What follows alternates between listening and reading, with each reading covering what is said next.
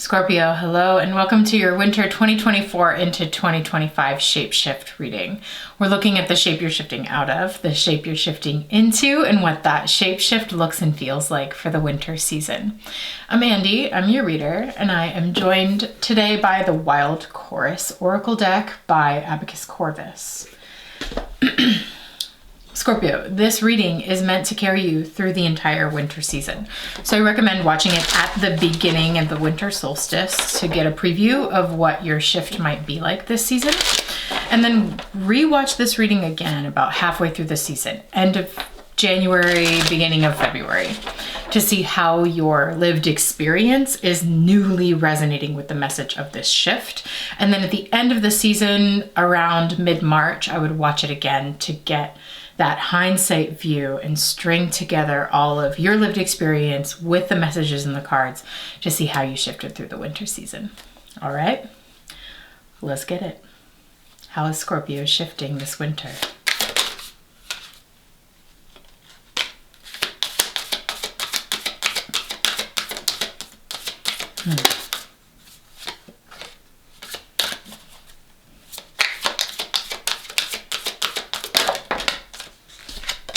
Taking these.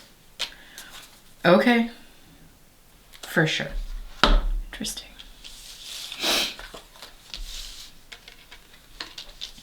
Let's look at this together. So there's this central theme of home. And we see these three raccoons all sort of crowding together in this home space. Interestingly, if we were to zoom in on those red berries around the tree trunk, we might see this bird scene that says share the risk. So there's a sense of like sharing home space, and then sharing the risk. So we could be talking about like cohabitating to share the risk of like rent costs or mortgage costs, or sharing spaces, sharing the risk in terms of like business partnerships, or like it's something about going in on something together. And it could be a home space. It could have something to do with the home space, or like a space of safety and security and feeling safe and secure because you're going in on something together. And then there's this other sort of background energy of shifting out of sorrow, because it says surrender your sorrow. And again, we're seeing two birds, maybe the same two birds from the risk card. One is nestling its head into the other. And so there's an overwhelming message here of shared experiences.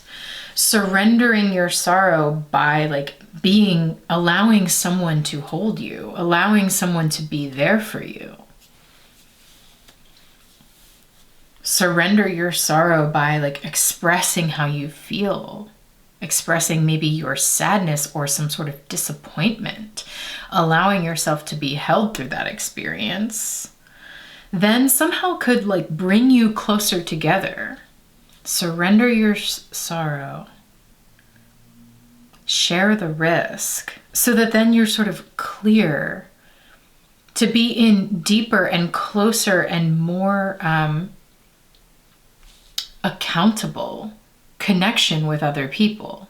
Because then you're sharing the risk together. Like, hey, these berries are really hard to get to, but if we go together, you can drop them down and I'll pick them off.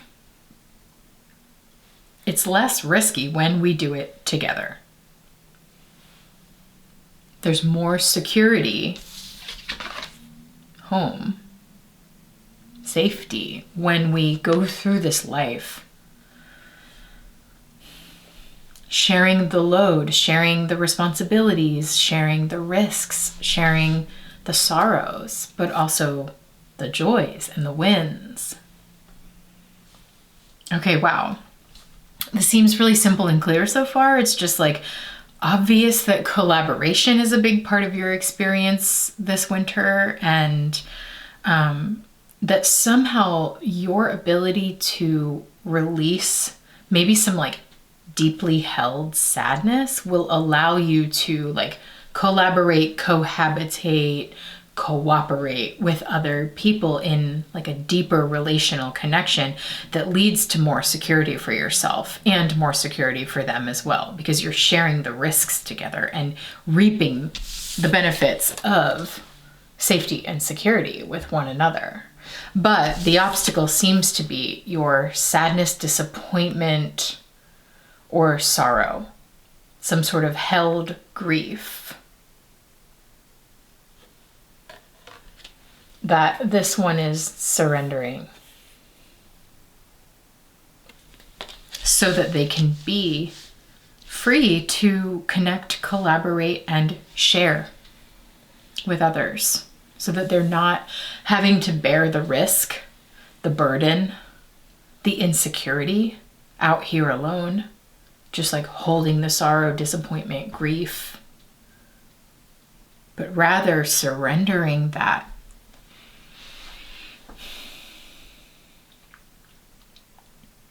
So that you can re-enter relationship and connection and shared experiences, which will ultimately lead to you being able to take more risks because there's more security.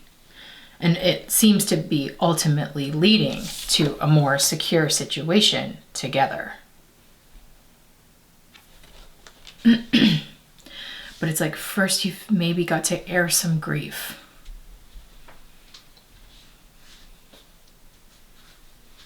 Or just let go of it.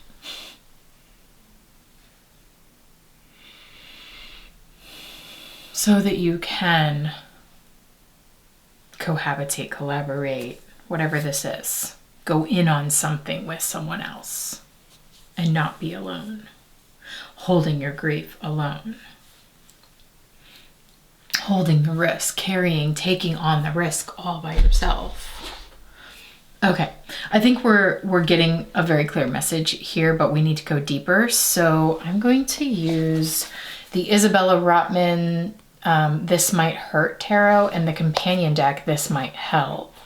I'm going to use both of these decks to get deeper into this winter shape shift for you. So if this is resonating so far and you'd like to view the rest of this reading, click the link in the description below and that will take you to the shifting space where we explore these zodiac shift readings together over the course of the season as a community. We will watch some readings together, we will track the astrology transits in real time as they unfold, and pull cards for each other in a Discord chat space. So if that sounds like something supportive of this winter shift experience, I hope to see you there. All right, Scorpio, let's get into this. Let's dig in.